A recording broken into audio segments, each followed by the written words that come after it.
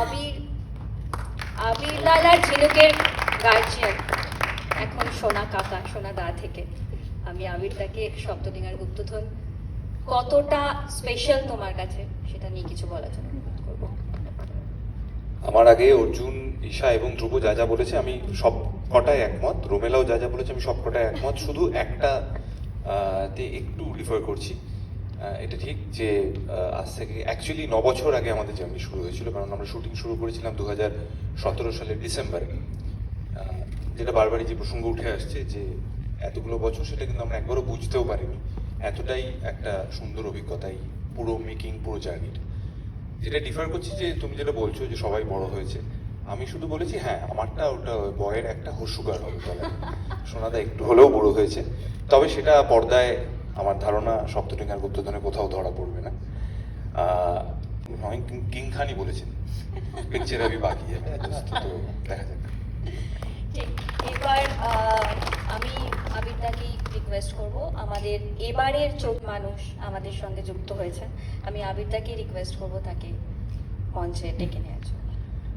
যে কারণে আমি বললাম যে আমাদের জার্নিটা একটু আগে শুরু হয়েছিল, আমি খুব বেশি প্রাকথনে যাব না। আমার আর ধ্রুবর গুপ্তধনের এই গল্প বা সোনাদার সঙ্গে পরিচয় ফাঁক রাখবে না, এবং ধ্রুব সে খানি পেশার মতো করিয়েই যাবে জিনিসটা।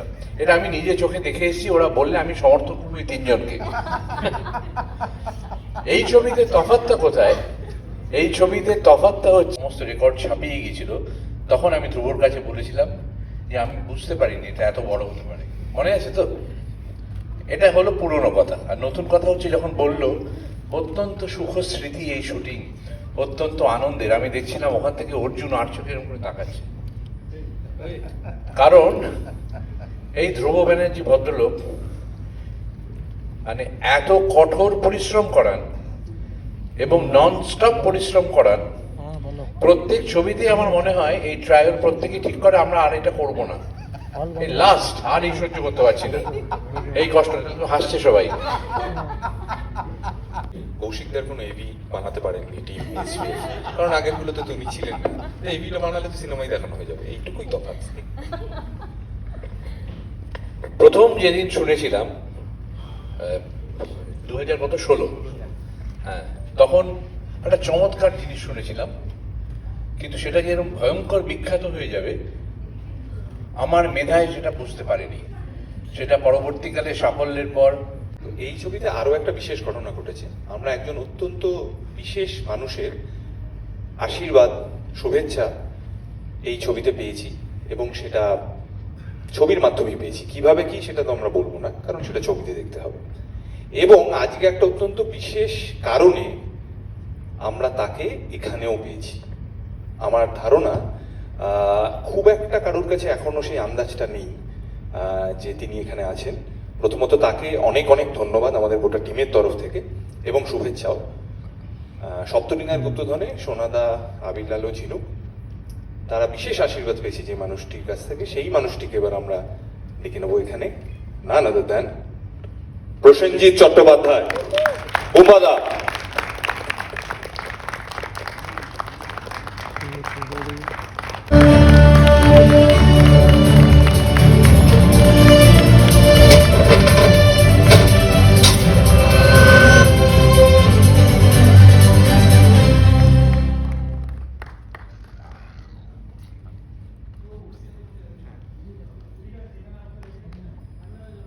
আমরা আমাদের সকলের সঙ্গে একসাথে এতটা আনন্দ করে উদযাপন করছি। আমরা যদি সত্যি একে অপরের সাফল্যকে নিজের মনে করে এতটাই সুন্দর করে উদযাপন করি প্রতিবার, আমার মনে হয় সেটাই বোধহয় সব থেকে সুন্দর এগিয়ে যাওয়া হবে। কারণ উই আর ভেরি হ্যাপি। মানে কাকাবাবু 100 দিন পার করেছে বাংলা সিনেমার জন্য, এটা যে এবছরের কত বড় খবর। মানে থ্যাংক ইউ সো মাচ। মানে তুমি আবার এত সুন্দর করে বারে বারে ফিরিয়ে আসছো। আমার কাকাবু শুটিং এর পরে অনেকদিন ধরে ধ্রুব আমার ওই এটাকে লেগেসিটাকে রেখেছিল। আমি বলেছি, প্রত্যেকবার বলেছি। কলকাতায় প্রথম আসে তখন থেকে ও এই স্ক্রিপ্টটা, প্রথম যে গুপ্তধনের স্ক্রিপ্টটা সেটা শুনিয়েছিল, এবং তখনই আমি জানতে পারি যে এই চরিত্রটা আমার জন্য একটা গর্বের বিষয়। আজকে যখন নতুন একটা সিনেমা আসতে চলেছে থিয়েটারে, তার আগে আরেকটা ছবির 100 দিন সেলিব্রেট করাটা সত্যিই খুবই আনন্দের। আশা করি একটা ছবি আরো এগিয়ে যাক, আরেকটা ছবিও 100 দিন পূর্ণ করুক। হ্যালো হ্যালো হ্যালো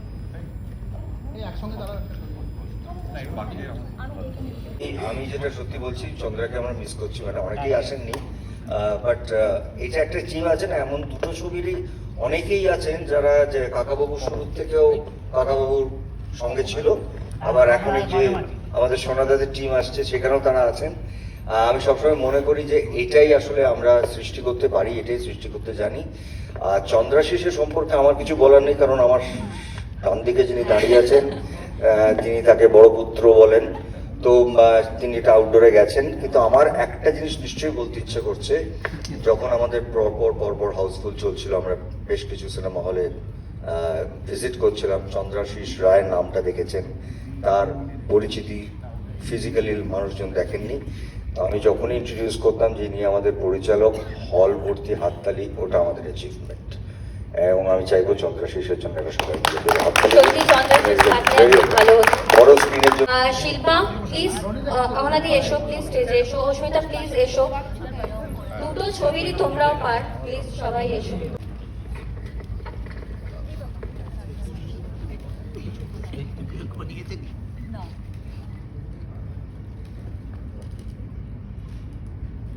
আরো মাথা কাটছে না তো?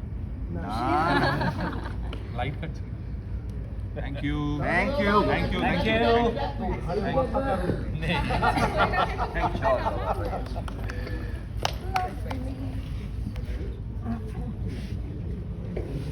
এবং কি হয়, সকলের নাম সবসময় ফোরফ্রন্টে তো বলা হয়ে ওঠে না। এটা দারুণ এক্সপিরিয়েন্স, এবং আমি সফলতাকে দেখেছি। এটা একদম আলাদা চরিত্র, সব এক থাকবেই ন্যাচারালি, কিন্তু একদম আলাদা একটা ভিজুয়াল, এবং সত্যিকারের খুব বড় মতো করে ভেবেছে ধ্রুব, এবং সেটাকে এক্সিকিউট করা পুরো টিম এমন সুন্দরভাবে করেছে, দেখলে মনে হবে না যে এটা করা সম্ভব ছিল আমাদের এখানে। এবং এছাড়া অক্লান্ত পরিশ্রম করে, আমি যেটা বললাম তখন, প্রত্যেকবার ঠিক করে যে আর করবো না এই ছবিটা এত হাট নিয়ে। আর এবারে ধ্রুবর পায়ে চোট ছিল, মানে খুব চোট ছিল, ওর আসলে বাড়িতে রেস্ট নিয়ে এবং অপারেশন করার কথা। সেটা হচ্ছে যে আমাদের বাংলা সিনেমার সাফল্যের ক্ষেত্রে এই ছবিটা আরও এক ধাপ এগিয়ে নিয়ে যাবে বলে আমার বিশ্বাস। কৌশিকদা, অনেকটা কি দেরি হয়ে গেল তোমাকে মানে এই সিরিজে পেতে বা এই গল্পেতে পেতে? না না না না, দেরি কিচ্ছু হয়নি, এটা চলতেই থাকবে, এটা থামবে না।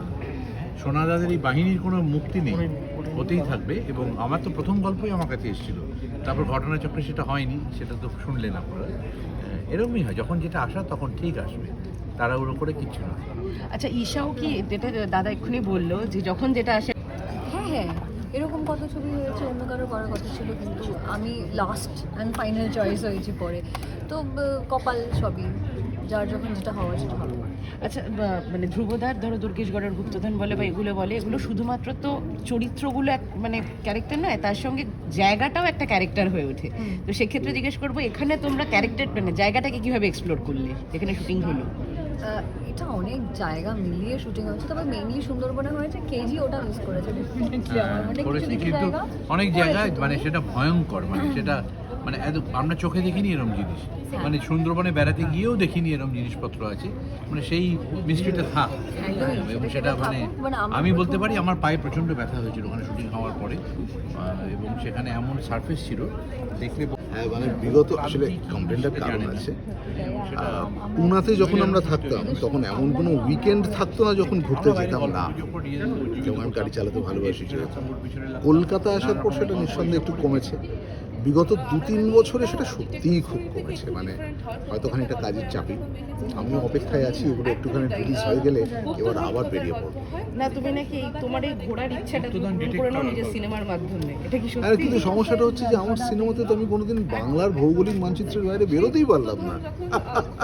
তো এটা থেকে একটা ভালো জিনিস আছে, তুমি নাকি বাচ্চা মানে বাংলার সমস্ত বাচ্চাদের ম্যাপ পয়েন্টিং করাচ্ছ নিজের সিনেমার মাধ্যমে। এটা কি একদম একদম, আমি তো সবসময় বলি আমার সিনেমা মানে বাংলা ট্রাভেল। পশ্চিমবঙ্গ যে কি অপূর্ব, যে কি চূড়ান্ত ডাইভার্সিটি, এবং সারা দেশের মধ্যে যে অন্যতম শ্রেষ্ঠ একটা স্টেট, এটা ঘোরার জন্য আমি আমার প্রতিটি ছবিতে সেটা বারে বারে দর্শকের কাছে নিয়ে আসার চেষ্টা করি। এক্ষেত্রে কোন কোন জায়গাগুলো দেখালে যেগুলো এখন তুমি একটু হলেও বলতে পারবে? না না, পুরোটাই বলতে পারবো। আমি তো বলছি মানে আমাদের বাড়ি থেকে 3-3.5 ঘন্টার ডিস্টেন্সে সুন্দরবন যারা যাননি প্লিজ ঘুরে আসুন। বাস্তবের মানে খপ্পরে পড়ে সারা পৃথিবীর একটা বিষয়, যে কি অপূর্ব জায়গা। আমরা সুন্দরবন শুট করতে গিয়েছি, কি আনন্দ পেয়েছি কল্পনা করা যায় না। যাবেন, অপূর্ব বোটে ঘুরবেন, দারুণ শোয়ার জায়গা, আড্ডা মারার ব্যবস্থা করা আছে আজকালকার বোটগুলোতে। খাওয়া দাওয়া যে কি ভালো, কি বলবো, মানে যারা যাননি এবং যারা গেছেন আবার যান, খুব ভালো লাগবে সুন্দরবন।